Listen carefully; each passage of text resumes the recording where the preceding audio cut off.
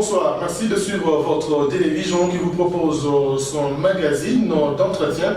Le magazine d'entretien qui a le plaisir en ce jour de recevoir pour vous une très grande personnalité d'un parti politique, de l'opposition, la dynamique bien entendu, avec qui on va échanger sur non seulement les questions d'actualité, mais également sur cette formation politique que l'on va découvrir au niveau de la ville de Lubumbashi.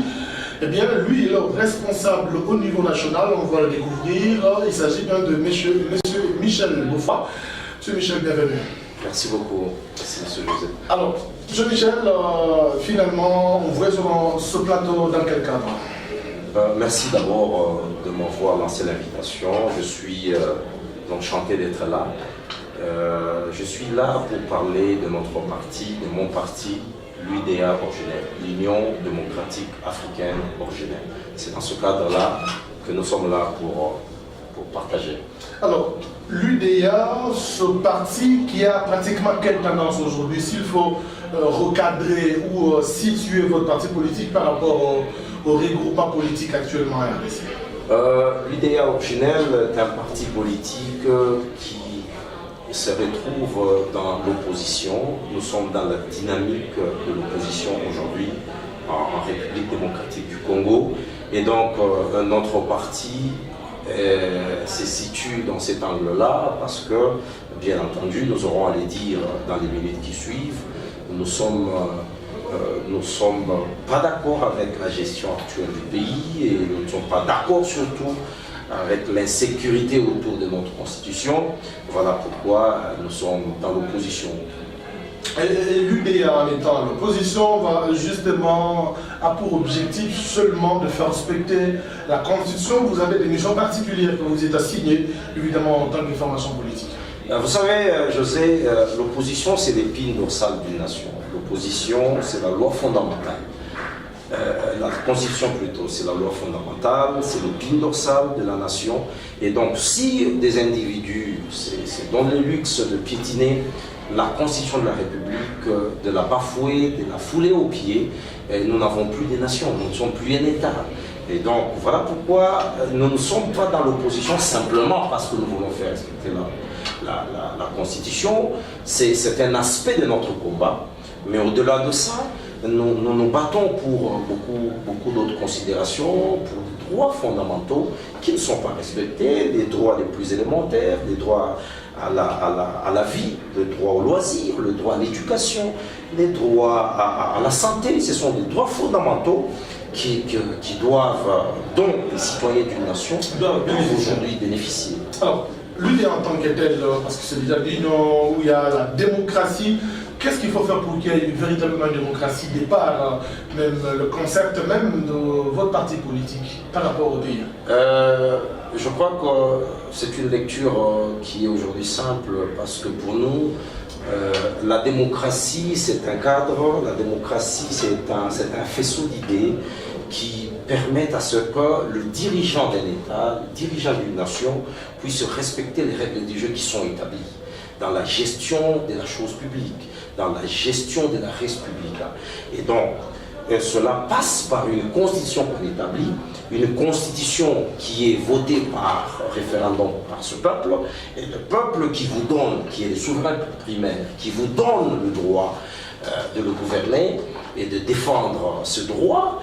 Et à ce moment-là, le respect de ces règles-là, c'est en fait ça l'espace démocratique, c'est ça le jeu de la démocratie. Et c'est ça même le combat de l'UDA. Et c'est ça même le combat de l'UDA. C'est quand ces droits fondamentaux sont respectés et que le peuple congolais, dans toutes les 26 provinces aujourd'hui, se retrouve être servi dans la redistribution de nos ressources naturelles. Une redistribution équitable. Équitable de nos ressources naturelles. À ce moment-là, nous pouvons nous dire, nous sommes dans un espace où il fait beau vivre, qui s'appelle la RDC, où il y a une constitution, et quel que soit celui qui est au pouvoir, quel que soit celui qui dirige, il respecte la règle. Quand la constitution dit, nous avons le président de la République a un mandat une fois renouvelable de 5 ans, et quand le deuxième mandat arrive à sa fin, de manière démocratique et de manière sportive, vous passez le fanion à l'autre et vous organisez les élections. C'est ça la démocratie. On en parle on en parle déjà, mais on va débuter par le commencement. Ça veut dire convocation du dialogue politique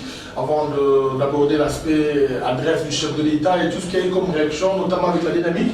Mais d'abord, dans un premier temps, comment avez-vous analysé cette convocation du dialogue politique? Nous l'avons dit depuis que cette idée machiavélique a commencé. Pourquoi elle est machiavélique? Elle est machiavélique parce qu'elle est trucidaire. Elle est machiavélique parce qu'elle est suicidaire en même temps. Elle est machiavélique parce qu'elle tue. Elle tue cette jeune démocratie dans l'œuf. Et nous l'avons dit plusieurs fois à la majorité présidentielle et au président de l'État, au président de la République, et nous l'avons dit par plusieurs canaux.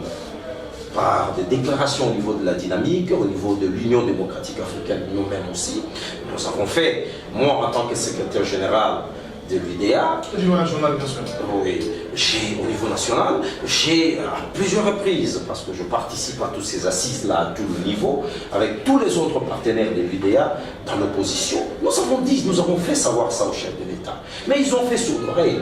Et voilà qu'aujourd'hui, nous sommes arrivés à une étape où les violations sont très graves même. Et on n'est plus... à quel niveau? Parce que la convocation du dialogue, c'est justement pour baliser le chemin pour une élection qui ne sera pas contestée. Non, il ne faut pas prêter parole à ceux qui ne disent pas comme vous l'avez dit. On ne balise aucun chemin. Je crois que la Constitution de 2005 a résolu tous nos problèmes dès que cette Constitution avait été votée. Et donc, nous avions des problèmes depuis qu'on a quitté Sand City, on devait mettre sur pied un état de droit, et puis après, il était question qu'on ait maintenant un bon cadre ou qu'on passe aux élections. Nous sommes passés aux élections de 2006. 2006, on avait une nouvelle constitution, c'est la même constitution. C'est la même constitution. Non, avec des contestations, oui, mais c'est parce que le pouvoir organisateur des élections avait tripatouillé pratiquement. C'est pourquoi ça avait causé le grand. En 2011 aussi. En 2011, c'était la même chose. Ils sont élus de la manière dont tout le monde connaît. C'est pourquoi il y avait cette loi. Et pour éviter que tout ce qui a été déploré n'arrive, vous ne voyez pas d'utilité de se retrouver autour d'une table? Non, il n'y a pas d'utilité aujourd'hui. Il y a pratiquement, nous avons prouvé à plusieurs reprises l'inopportunité de ce dialogue. Ce dialogue est suicidaire. Pourquoi? Parce que ce dialogue arrache le peuple de son droit, premièrement, de son droit de s'élire un président dans un mandat constitutionnellement tracé. Deuxièmement, vous avez suivi la déclaration du chef de l'État il y a 48 heures, où il a dit que quand il convoquait les délégués à ce dialogue, que ce dernier puisse raisonner déjà les modalités d'avoir un scrutin électoral moins coûteux. Qu'est-ce que vous attendez que je termine, c'est important José, attendez que je termine. Qu'il soit moins coûteux, mais aussi José, un scrutin qui pourra, n'est-ce pas, être un scrutin direct. Non, on quitte du direct, on va à l'indirect. C'est-à-dire que le chef de l'État ne sera plus élu par le peuple comme nous l'avions eu en 2006 et en 2011. Mais par contre, aujourd'hui, les élections présidentielles, c'est que le peuple qui est les souverains primaires se voit congédié de son droit d'élire son président. Nous sommes en République démocratique du Congo, nous ne sommes pas en Afrique du Sud. Nous sommes au Congo. Au Congo, tous ce million de Congolais qui nous suivent par votre caméra aujourd'hui et ont des droits qui veulent faire sentir et respecter. Et ils savent qu'il y a aussi des problèmes. Attendez, on va arriver au problème des finances. Attendez, c'est très important ce que j'ai dit. Je suis en train de démontrer l'inopportunité du dialogue. Et cette inopportunité s'inscrit surtout dans la dimension où aujourd'hui, Kabila veut nous amener dans un scrutin indirect. C'est-à-dire qu'il voudrait qu'il soit élu aujourd'hui. Il propose. Il voudrait. Si tu proposes, il voudrait. C'est ça. Il propose et il veut que ce soit ainsi. C'est comme ça que quand il convoque son soi-disant dialogue, il voudrait que le délégué puisse intérioriser la dimension d'un scrutin indirect, là où lui, parce qu'en fait, il ne donne même pas encore de clarté, de lumière sur son avenir. Donc, il sera élu indirectement, c'est-à-dire les deux chambres. Les deux chambres réunies au Congrès. Même si ce n'est pas lui, c'est inconstitutionnel. C'est une violation grave. C'est un coup d'État constitutionnel. Et ça, nous ne laisserons pas passer. Et là, vous êtes dans les mots de la dynamique de l'opposition. Où vous appartenez. Je suis membre de la dynamique. Je siège à la Comstrat. la commission des stratégies de l'opposition de la dynamique. Donc je parle en tant que tel. Voilà, qui propose la tripartite en lieu et place du dialogue. Vous pensez que cette tripartite peut jouer effectivement le rôle qu'aurait joué le dialogue? Oui, parce que la tripartite, nous l'avons recadrée comme un dialogue technique. La tripartite engagerait la majorité présidentielle, la CENI et l'opposition. Attendez, en circonscrivant des matières, dans un cadre purement technique. Et nous allions parler de quoi? Dans la tripartite, nous l'avions dit, dans nos déclarations, nous étions clairs. Dans la tripartite, nous allons toucher les questions relatives au fichier électoral. Toilettage, visitation et amender ce fichier. Deuxièmement, nous allons parler de la reconstitution de l'équipe de la CENI. C'était ça. Et on n'allait pas parler des élections, du président, tout ça. Voilà pourquoi nous avons voulu que nous ayons plutôt une tripartite. Mais la majorité n'a pas voulu, Kabila n'a pas voulu. Il nous amène, c'est un coup de force, il nous amène par un coup de force. Mais le peuple ne laissera pas. Parce que le 19 janvier... Mais vous n'êtes pas le 19 janvier la seule opposition, puisque l'opposition est plurielle, l'UDPS évidemment a ouvert les portes. Pensons que c'est la seule voie obligée pour une élection. Non, mais José, vous n'êtes pas informé, il fallait suivre. Félix Tshisekedi, je n'aimerais pas faire sa publicité ici. Ils ont annoncé la position de l'UDPS hier soir. Ils ont parlé, mais ils n'ont pas exclu. Attendez, je veux restituer le propos. Je veux restituer le propos de l'UDPS. L'UDPS a dit qu'il s'était convenu avec la majorité présidentielle de Kabila que le dialogue soit convoqué par une médiation internationale. Mais aujourd'hui, c'est lui, il vient de nommer, vous le savez, vous êtes journaliste politique, vous le savez, il vient de signer l'ordonnance convoquant le dialogue dans les 10 jours. C'est que c'est lui qui convoque le dialogue. Donc déjà, même son accord avec l'UDPS ne marche pas. C'est un mariage qui ne marche pas, José. Alors, ça ne marche pas. Si ce mariage ne marcherait pas, qu'est-ce que vous insinuez dans l'avenir? L'UDPS vient d'annoncer que dans ce cadre-là, il ne participera pas à ce dialogue-là parce que ça a été convoqué par Kabila. Or, Kabila doit préciser son avenir après ce dialogue. Il doit le préciser. Parce que la Constitution... Préciser son avenir parce que ce mandat est en cours et que vous l'avez même dit, la Constitution est claire par rapport à cela. Oui, mais c'était... Tu m'as posé la question sur les revendications de l'UDPS. C'est comme ça que je te les restitue. Mais nous ne parlons pas au nom de l'UDPS, je ne suis pas... Vous parlez au nom de la dynamique, voilà. Je parle au nom de la dynamique. Et de l'UDA. Je ne suis pas attitré, je parle au nom de l'UDA et de la dynamique. Voilà. Et donc je ne suis pas attitré pour parler au nom de notre parti, je parle au nom de mon parti, l'UDA.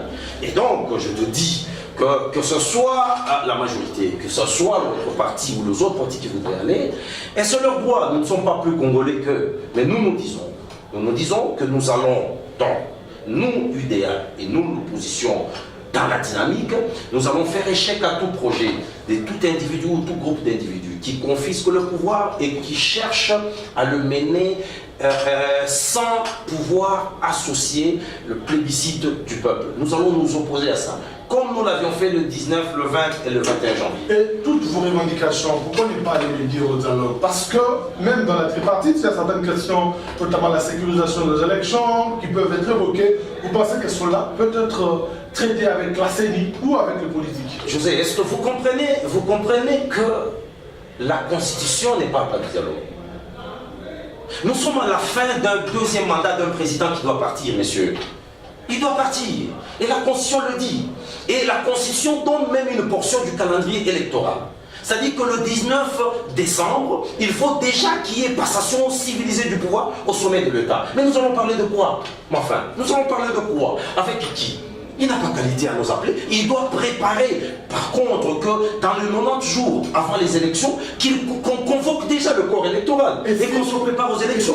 Et c'est ces élections-là. Comme en 2011, vous ne pensez pas qu'il y aurait vraiment des contestations de la Pourquoi? Parce que non. Des irrégularités. Non, José.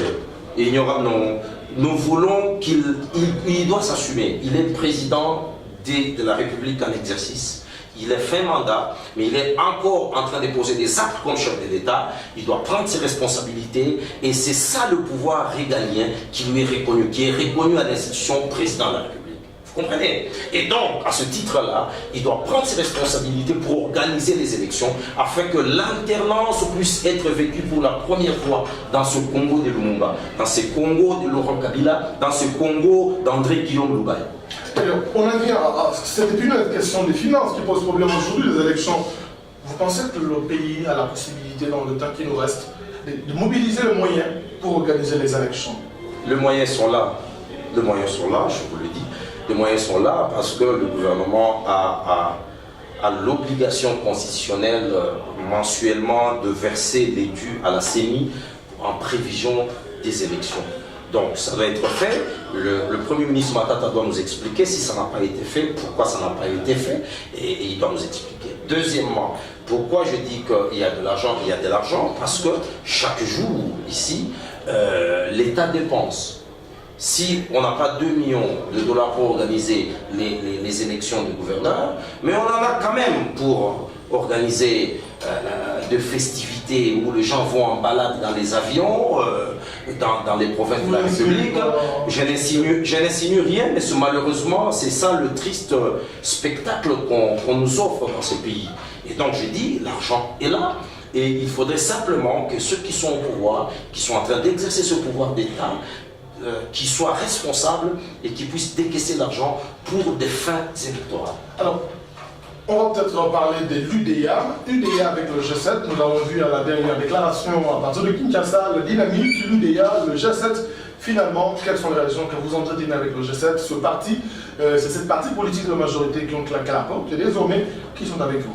Le G7 sont des Congolais qui ont eu le courage de quitter la majorité présidentielle pour des raisons, des idéaux que nous combattions déjà dans l'opposition et dans la dynamique autrefois. Ils ont un seul souci, le respect de la Constitution. C'est ça que nous avons entendu auprès du G7 et quand ils sont venus, nous leur avons souhaité la bienvenue dans l'opposition et on leur a dit que nous marcherons ensemble aussi longtemps que notre combat deviendra un combat commun. Parce que nul ne peut s'arroger le droit d'être le seul plus grand Congolais. Et déjà c'était plus opposant que l'autre. Plus opposant que l'autre. Ils sont venus, ils s'opposent à un mauvais système installé qui amène notre pays dans la dérive.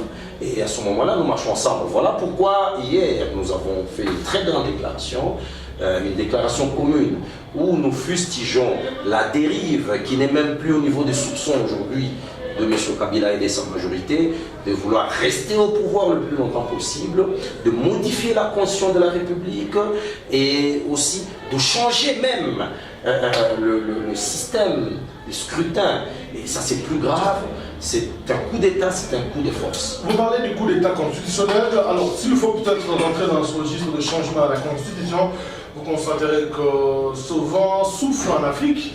Il y a le Congo-Brazza qui a été touché, le Rwanda. Est-ce que la RDC peut être épargnée? Parce que ce n'est pas aussi mauvais de modifier une constitution.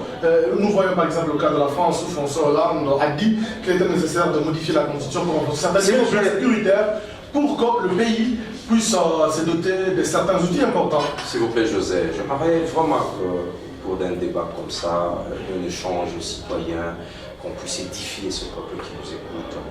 Il ne faut pas donner l'impression ici que nous ne voulons pas nous dans l'opposition, qu'une constitution. Mais écoutez, nous accuse de bloquer la machine. S'il vous plaît, nous parlons de l'opportunité de la démarche. La démarche, elle est inopportune. Pourquoi? Parce qu'elle est teintée des intentions cachées, des intentions malveillantes, de bloquer le pouvoir et de confisquer le pouvoir et de pérenniser la présence de quelqu'un au pouvoir longtemps. Nous ne pouvons plus accepter ça. Même les pères, ces pères africains, n'acceptent plus ça. Aujourd'hui, ne nous comparez pas au Rwanda, s'il vous plaît. Ça serait une insulte. Ne nous comparez pas au Burundi. Nous sommes la République démocratique du Congo. Vous savez, c'est que ça veut dire 2 345 000 km², ça veut dire autant de millions d'hommes et de femmes qui vivent dans cet espace, sans parler de la diaspora, qui souffrent encore et qui veulent rentrer dans leur pays et vivre dans leur espace. Donc nous ne voulons pas qu'on touche à la Constitution jusqu'à ce qu'on passe à l'alternance. Et si besoin il y a qu'on assouplisse la Constitution dans certaines de ces dispositions, c'est une question qui sera débattue quand l'alternance aura eu lieu. Donc au-delà de 2016. Au-delà de 2016. Alors, s'il faut rester dans l'origine de l'organisation des élections, comment entrevoyez-vous la hiérarchisation de ces élections? Parce qu'au jour d'aujourd'hui, le problème se pose, le dernier calendrier électoral, parler des élections à la base d'abord, avant d'atteindre les sommets. Par rapport au temps qui nous reste. Écoutez, par rapport au temps qui nous reste, nous avons une proposition des calendriers de l'opposition.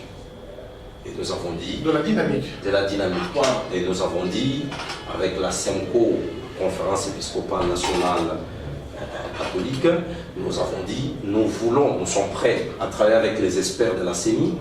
D'ailleurs, pas plus tard que quelques jours, il y a eu la délégation de l'OIF, l'Organisation internationale de la francophonie, qui est venue nous aider dans le toilettage de notre fichier électoral. Et donc, nous avons déjà fait des avancées dans ce sens-là, pour demander à ce qu'on puisse offrir notre expertise. Dans l'opposition, il y a des têtes. Dans l'opposition, il y a des élites qui peuvent s'asseoir et réfléchir sur un calendrier pratique. Et nous avions déjà dit à l'époque, parce que la question, vous m'avez posé la question sur la hiérarchie. Des élections, voilà. Nous avons dit non, il y a des portions de ces processus qu'il faut élaguer pour laisser d'abord le présidentiel, les législatifs et les provinciales. Nous l'avions dit déjà. Pourquoi élaguer? Mais c'est l'entêtement. Allez-y. C'est l'entêtement de M. Kabila et de sa majorité présidentielle qui ont voulu nous amener dans un rythme d'aiguillissement pour qu'on arrive devant un fait accompli. Mais nous ne marcherons pas dans ce sens-là, parce que j'annonce d'ailleurs que d'ici fin décembre, début janvier et février, toute la République sera sous de programmes d'action des contestations de tout ce qui viendra de leur dialogue, si jamais ce dialogue a lieu. Et s'il n'a pas lieu, nous allons inviter et obliger Monsieur le Président de la République, sa majorité présidentielle, à se conformer aux dispositions constitutionnelles. Mais si le dialogue, par exemple, aboutissait à une voie de sortie de crise, notamment en respect du calendrier électoral, vous allez quand même... Il ne nous sera pas imposable. Nous ne sommes pas concernés par ça, nous ne sommes pas prenants. Et même par les recommandations qui vont sortir de ce dialogue. Nous ne sommes pas prenants, je parle français, nous ne sommes pas concernés, et donc l'UDA originelle ainsi que la dynamique de l'opposition, nous n'irons pas dans ce dialogue. Même après le dialogue, nous ne sommes pas concernés. Nous nous en tenons à ce que la Constitution de la République dit, et cela est opposable à tous, soit-il le chef de l'État, le Premier ministre, l'Assemblée nationale, les sénateurs, tout citoyen congolais est obligé de respecter ce que la Constitution dit. On va vous faire peut-être ce registre par revenir sur une question qui n'a pas encore... De mon parti, bien sûr. De votre parti politique, bien sûr. Alors, l'UDA existe. Quels peuvent être vos projets et perspectives dans l'avenir? Nous sommes un parti politique. Le projet, naturellement, nous avons le projet de gagner le pouvoir et d'amener un changement dans ce pays. Et donc, demain, si nous avons le pouvoir, nous allons rendre le Congo un lieu vivable, un lieu serein, riche, où tous les fils et les filles de ce Congo seront fiers d'être appelés Congolais. Et donc, dans tous les secteurs économiques, social, dans les secteurs de l'éducation, dans les secteurs miniers, dans tous les secteurs de la vie publique. Donc, c'est ça les intentions de l'UDA. Si nous voulons entrer en profondeur, nous avons un projet de société très riche où, avec la social-démocratie que nous prenons, nous voulons que l'homme soit au centre de nos préoccupations et de notre action politique. C'est ça notre tandem, c'est ça notre créneau. Et donc, sur ce point de vue-là, nous voulons gagner ce pouvoir pour que réellement nous puissions implémentariser, matérialiser ce que nous avons coulé dans notre projet de société. Et l'UDA au niveau du Grand Katanga, nous savons que le parti existe avec M. Sam Kabeya. Et finalement, les actions, vous pensez qu'elles vont commencer d'une manière officielle au niveau du Grand Katanga? Non, les actions ont déjà commencé. Les actions ont déjà commencé. Nous avons des cellules dans toutes les communes de la ville de Lumbashi d'abord, et puis nous sommes en train de nous répandre. C'est ce qui explique aussi ma visite éclair dans la capitale du Haut-Katanga. C'est pour redynamiser déjà ce qui est en train d'être fait et qui s'est fait si bien avec la fédération provinciale dirigée par le camarade Sam Kabeya et tous les autres amis, tous les autres camarades. Donc nous avons eu à nous entretenir et donc nous invitons par la même occasion que tous les amis qui ne savent pas encore que l'UDA est ici, l'UDA original d'André Guillaume Lubaya est bel et bien Une précision, Guillaume Loubaya, le père ou le fils? C'est une précision qu'il faut donner par rapport à cela. Non, il n'y a pas André Guillaume, le père et le fils. C'est Claudel Loubaya, André non, Guillaume. Je parle d'André Guillaume Loubaya, Voilà, c'est le père, voilà, André le Guillaume feu, Loubaya, voilà. le martyr de l'indépendance, qui est mort en 68, tué par la dictature sanguinaire de Mobutu, parce qu'il avait justement, il a levé le ton contre la dictature qui s'installe, à l'instar de celle qui veut s'installer. Mais si vous parlez de l'honorable Claudel André Loubaya, c'est son fils biologique qui est élu national, qui est député national maintenant et qui en fait qui sympathise très bien avec l'UDA originelle, naturellement. Voilà. Alors, on est à la fin. Qu'est-ce que vous aurez pu, que je vous pose comme question que je n'ai pas posé, le message de la fin? Non, plutôt le message. Les questions, tu as posé toutes tes questions, José, je t'en remercie. Le message est que j'appelle tout le peuple katangais, j'appelle tous mes frères du Katanga, du Haut-Katanga, de l'Olaba et partout où on peut nous suivre.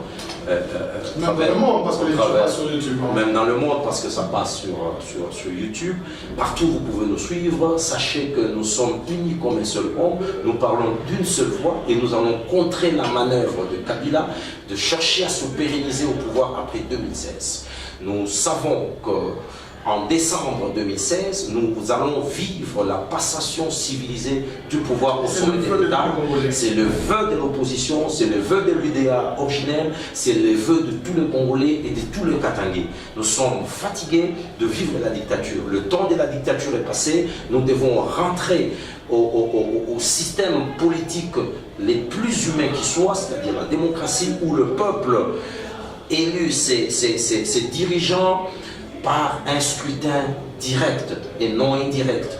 Et à ce moment-là, quand il choisit, il sait rendre comptable tout cela qu'il a élu. Donc c'est ça que je vais laisser comme parole, comme recommandation à mes frères du Katanga et partout au monde, là où nous suivons. C'est par la lutte qu'un peuple est sauvé. C'est par la lutte qu'une nation peut se libérer. Monsieur Michel, je vous remercie d'avoir accepté notre invitation. C'est moi qui vous remercie. Et je rappelle que vous êtes secrétaire exécutif national, principal chargé de l'administration au niveau des l'UDA originelle. Non, secrétaire général. Général, voilà. Chargé de l'administration. Non, je suis secrétaire général. Voilà. C'est mon adjoint qui est secrétaire général chargé de l'administration. Voilà. Ce sont mes adjoints qui sont chargés. Voilà. Moi, je suis général. Les téléspectateurs auront le plaisir d'avoir découvert le secrétaire général des l'UDA originelle en séjour au Katanga pour une visite éclair. Voilà, merci d'avoir accepté notre invitation, mesdames et messieurs, sur Magazine d'entretien sans ferme. Merci à vous tous de l'avoir suivi. Nous passons sur votre télévision, mais également sur les réseaux sociaux, sur YouTube, nous passons également. Merci d'avoir été avec nous. On se retrouve la prochaine fois avec le même plaisir de vous servir. Au revoir.